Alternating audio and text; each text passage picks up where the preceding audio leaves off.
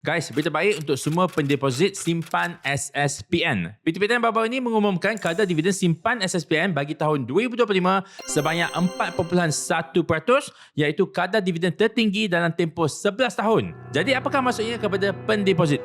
Duit simpanan pendidikan anak-anak korang bukan sahaja disimpan dengan selamat tetapi terus berkembang melalui pulangan dividen yang kompetitif. Kalau kita bandingkan, kadar dividen pada tahun 2024 adalah 4.05%. Jadi untuk tahun 2025 ada peningkatan kepada 4.1%. Nampak macam kecil, tapi dalam simpanan jangka panjang, setiap peningkatan tetap memberikan kesan kepada jumlah simpanan anak-anak kita. Dan yang lebih menarik, kadar dividen 4.1% ini juga lebih tinggi berbanding dengan kadar dasar semalaman ataupun OPR Bank Negara Malaysia yang kekal pada 2.75% sepanjang tahun 2025. Tapi, manfaat simpan SSPN bukan setakat dividen saja. Sebagai pendeposit, korang juga boleh menikmati pelepasan taksiran cukai pendapatan sehingga RM8,000 setahun. Ini adalah satu kelebihan yang besar, terutama sekali untuk ibu bapa yang memang sedang merancang kewangan keluarga dan juga pendidikan anak-anak. Bukan itu saja, simpan SSPN ada offer manfaat serta keistimewaan yang lain. Pertama, perlindungan takaful percuma.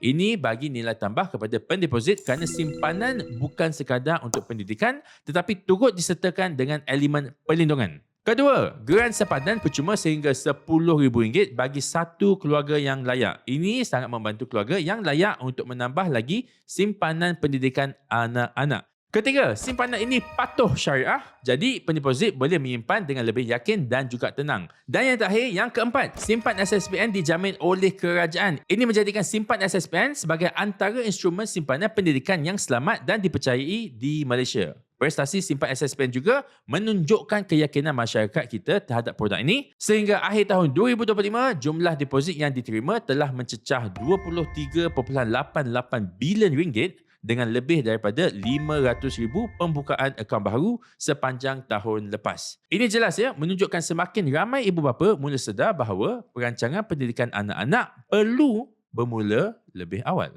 Jadi, bila dividen dah masuk ni, inilah masa yang terbaik untuk semak penyata, tengok perkembangan simpanan dan kalau boleh, tambah lagi simpanan untuk masa depan pendidikan anak-anak. Simpan SSPN bukan sekadar tempat menyimpan duit, ia adalah satu bentuk perancangan awal untuk masa depan anak-anak dengan dividen kompetitif, pelepasan taksiran cukai pendapatan, perlindungan takaful, geran sepadan, patuh syariah dan dijamin kerajaan. Jadi korang pula macam mana? Sudahkah semak penyata simpanan SSPN masing-masing?